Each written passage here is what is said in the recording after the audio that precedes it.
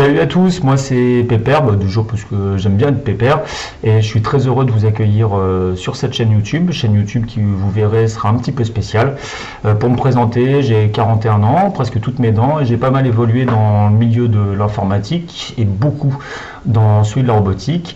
Je suis passionné par plein de choses et suite à la demande de pas mal d'amis, de pas mal de connaissances, de mon entourage, il m'a été demandé de créer cette chaîne pour répondre tout simplement à un certain nombre de questions, aussi bien dans des disciplines qui étaient mon métier que de disciplines qui me passionnent. Donc je vais faire en sorte de vous présenter, vous expliquer un petit peu tout cela.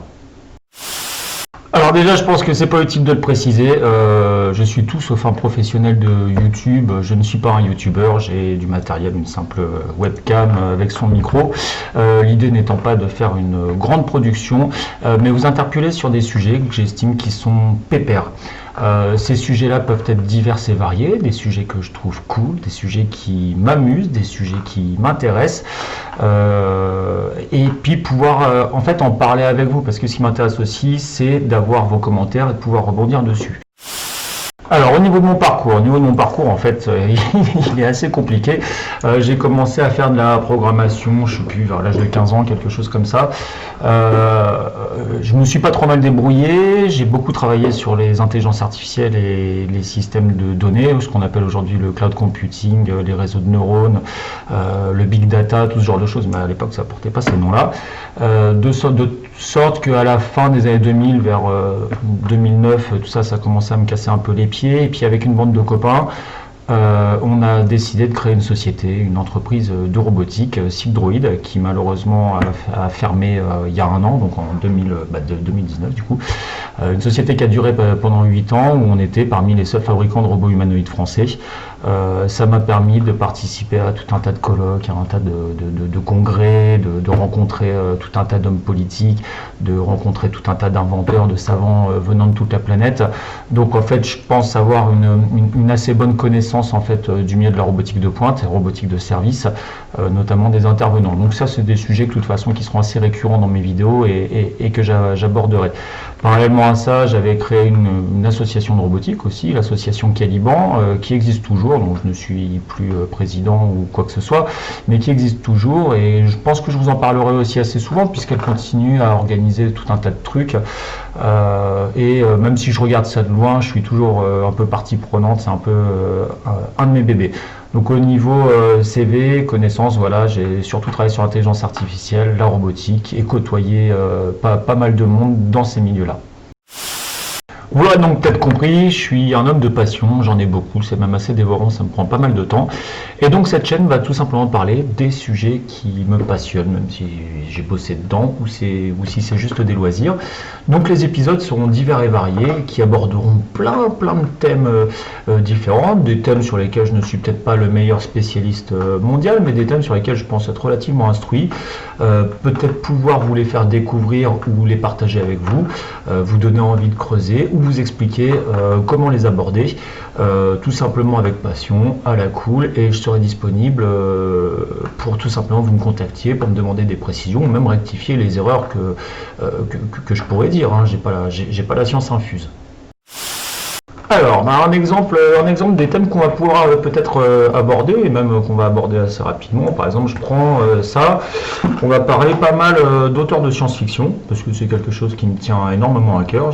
J'ai lu pas mal de bouquins de pas mal d'auteurs, j'ai des avis sur certains, et notamment peut-être quelques tuyaux à vous donner concernant les grilles de lecture ou la façon de lire certains de ces livres. Alors, bon, oui, je suis aussi un passionné de musique et notamment de l'histoire du rock'n'roll, hein. Mes bagous sont là pour ça. Alors quand je vous dis rock'n'roll, je parle pas de Johnny ou de Dick Rivers ou de ce genre de choses. Je parle vraiment de l'histoire du rock'n'roll depuis sa naissance à la fin du 19e siècle, malgré ce qu'on s'imagine, jusqu'à aujourd'hui. Donc on abordera des sujets évidemment comme les Stones, les Beatles, Led Zepp, tous ces trucs-là, Nirvana, que sais-je. On verra en fonction de vos envies et de vos réactions par rapport à la première émission qui aura lieu sur le thème de la musique. Ouais, alors bon, on peut avoir 41 ans, et puis être encore un grand enfant et adorer jouer aux petites voitures. Donc je suis aussi un grand passionné de ce qu'on appelle le slot racing. Slot racing. Alors là, bon, bah, il y a écrit Circuit 24 parce que c'est le sujet, enfin c'est le nom sous lequel les gens le connaissent. Mais la discipline s'appelle slot racing. J'ai fait les championnats d'Europe. J'ai monté un club aussi, bah, là, qui est à 500 mètres de chez moi. On a une belle piste, ce genre de choses. Donc je vous ferai découvrir ce mini univers qui est très riche, passionnant et pas si enfantin qu'il n'en a l'air. Bon, évidemment, je m'appelle pas Astronogeek, je m'appelle pas Hugo Lisoire, mais je suis un grand passionné d'espace, donc on parlera aussi d'espace. Bon, là c'est un bouquin sur Mars, mais j'ai quand même des petites choses à dire, pas des précisions à porter, mais des points de vue différents, juste d'un amateur éclairé qui s'intéresse à ça depuis son plus jeune âge.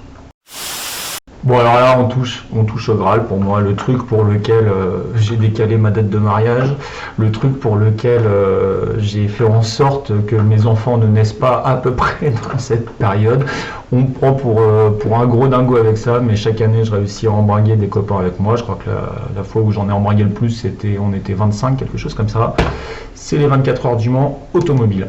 Donc je vous ferai aussi une émission qui expliquera tout simplement ce qu'est le Mans, son histoire, sans entrer dans les détails, mais pourquoi cette course présente de l'intérêt, aussi bien technologique que humain que sportif. Donc ça sera aussi un sujet que j'aborderai quand j'aurai la motivation, mais c'est vraiment quelque chose qui me tient à cœur.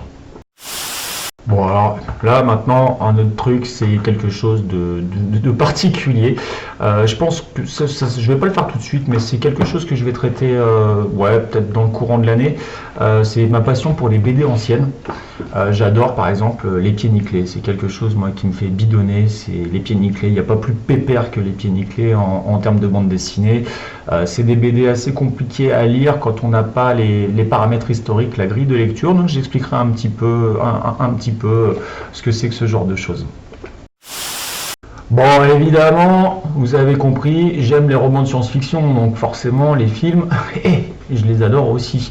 Donc on abordera des films de science-fiction, tels que 2001 par exemple, ou des films nettement moins connus, Colossus The Forbidden Project par exemple, qui est Terminator 0 en fait. Donc tout ce genre de choses, peut-être pour vous apporter un regard un peu différent sur ces films-là, parce que quand je les ai regardés, je ne les regarde pas en tant que cinéphile, mais en tant que quelqu'un ayant aimé les livres et n'étant pas là pour dire ah le livre est mieux, mais essayer de comprendre d'où viennent les différences. Donc j'ai aussi une petite culture cinématographique au niveau de la science-fiction, et ça sera toujours en rapport avec le livre, sans forcément chercher à taper sur l'un ou l'autre, mais essayer de comprendre le pourquoi du comment. Bon, et péché mignon, en fait, je suis passionné par le rock'n'roll, mais j'adore la pop culture aussi, la musique pop. Donc là, j'avais ça sous la main. Donc on abordera des thèmes de la pop, de tout ce genre de musique aussi, et en quoi pour moi elles sont importantes, et de quelle façon elles peuvent nous aider à comprendre le monde qui nous entoure. Bon, 24 heures du Mans, vous le voyez venir, petite voiture, circuit 24, et évidemment on parlera de bagnole aussi. Bon là c'est Corvette, mais on parlera de bagnole et ce genre de choses. J'aime bien les belles voitures, j'aime bien les belles mécaniques, qu'elles soient très très anciennes ou qu'elles soient très très récentes. Donc je ferai sans doute des vidéos comme ça au gré de mes envies sur ces sujets-là. Bon, on a parlé de conquête de l'espace, ce genre de choses, donc on parlera aussi de fusées. Voilà, alors ça, je suis pas Elon Musk, hein, alors je fabrique les fusées que je peux. Oui, je sais, les blagues, oui, c'est un gros suppositoire, faut pas se la prendre dans l'océan. Enfin bref, ce genre de choses. Mais je parlerai des fusées, de leur histoire, moins bien que des Hugo Lisoire ou que le journal de l'espace, ainsi de suite. L'idée n'est pas du tout d'aller sur leur terrain. L'idée est vraiment de mettre en relation toutes ces passions que j'ai en moi, et le pourquoi le domaine spatial en fait représente pour moi la quintessence de ce qui se fait dans la discipline. Voilà, ça va mieux. Je vous parlerai aussi de voitures à deux commandes à essence. Alors quand je vous dis voitures à deux commandes à essence, des voitures à deux commandes à essence, des trucs qui fonctionnent bien, quoi. Voilà. Donc, je vous parlerai aussi de ce genre de machin. Je ferai des vidéos sur les différents types de modèles qui existent, comment s'en occuper, et comment jouer avec, et surtout comment respecter la législation. Évidemment, vous l'avez compris, on parlera aussi de robots dans la vraie vie, dans le monde réel. J'en ai quand même fabriqué pas mal. Et j'ai plein de choses à dire là-dessus. Ouh là là, j'ai même des petites anecdotes croustillantes que je pourrais vous raconter, j'espère très rapidement. Et enfin, je ne me priverai pas de rebondir sur des sujets d'actualité qui m'interpellent, hein, qu'ils soient économiques, sociaux, technologiques, toutes ces choses-là sur lesquelles j'ai un avis. Alors peut-être que vous vous en foutez de mon avis. Je le donne, on verra bien si ça sert à quelque chose ou pas, si ça intéresse quelqu'un ou pas. Si voilà, c'est juste, je réagirai sur les choses qui m'interpellent, voilà, tout simplement. Donc voilà, je ne vais pas prendre beaucoup plus de votre temps, c'était juste une petite vidéo pour me présenter tout simplement, pour être correct et vous compreniez où vous atterrissez et de quoi je vais parler. Donc vous avez compris, ça va être très vaste.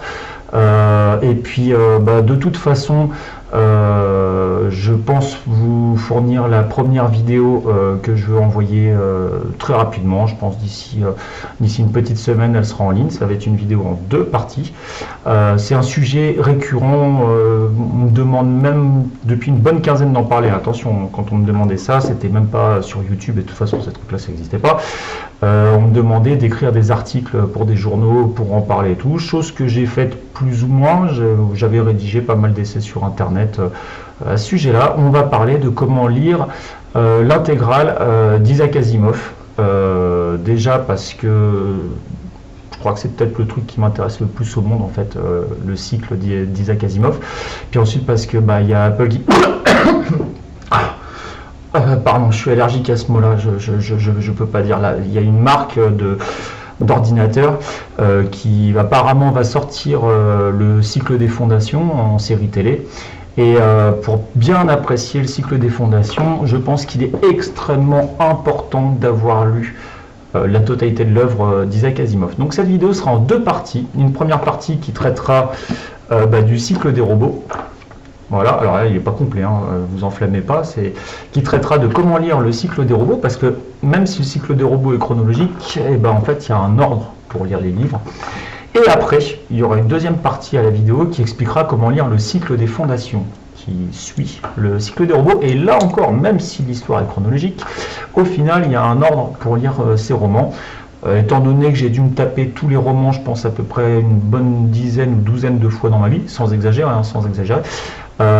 c'est l'occasion qui fait la ronde. Donc ça sera les 2 premières vidéos de ma chaîne YouTube. Je vais vous expliquer comment lire Isaac Asimov, comment l'apprécier, et comme ça, quand mon allergie sortira sa série télé, vous serez prêt, si tant est que vous ayez lu les romans, et puis si vous en foutez, vous en foutez. Donc voilà, je vous remercie de votre attention. Ce prologue se termine, ça y est, j'ai fini de me présenter, de présenter cette chaîne, et puis j'espère vous retrouver très vite et puis pouvoir parler de choses sympas et de vous faire découvrir, ou à tout le moins redécouvrir certains sujets qui me passionnent. Dans la liste que je vous ai fait, je n'étais pas exhaustif, hein, il y en a d'autres, on verra en temps en heure en fonction de vos retours. En tout cas, écoutez, ciao les loulous, moi je vais retourner me poser pépère, je crois que j'ai une émission à préparer. Ciao.